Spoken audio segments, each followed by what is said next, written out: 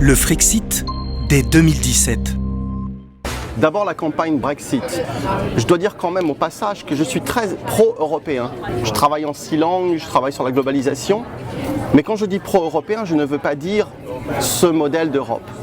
Bien qu'étant pro-européen, je suis tout à fait pour les positions de François Asselineau.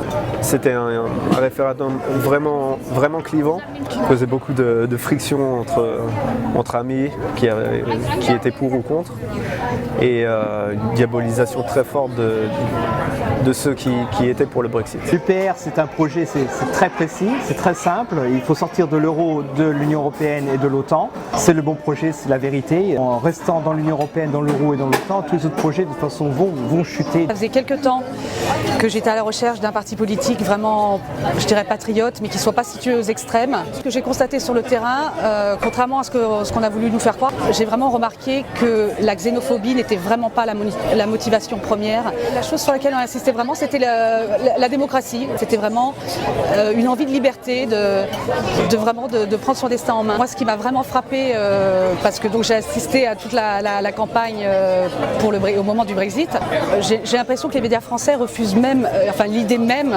d'avoir un débat. Je pense que le débat qui a eu lieu au moment du Brexit n'aurait même pas pu avoir lieu en France. Ça aurait été inimaginable. Les médias ne sont pas aussi libres et qu'ils sont plus tenus par la finance, par des milieux d'influence. Donc c'est assez navrant, mais c'est ce que j'ai vraiment constaté. Ouais. La réalité, je dirais, des opinions sur le Brexit était bien loin de ce que les médias véhiculaient. Que vous aviez des gens de toutes origines, y compris d'origine de l'Union européenne, qui étaient favorables au Brexit, en réalité. La situation politique en France, elle est préoccupante, pour le moins.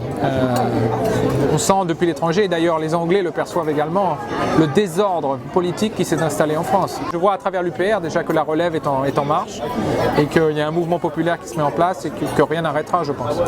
Aller à un séminaire, une conférence, une session avec Asselineau, c'est autre chose. Ce sont des présentations fleuves qui nous éduquent. Et ces arguments nous éduquent et nous avons besoin de commencer à penser de façon différente. Et pour penser différemment, nous avons besoin de comprendre la complexité, ce que lui fait très bien. Le 23 avril, participez à l'histoire de France avec François Asselineau.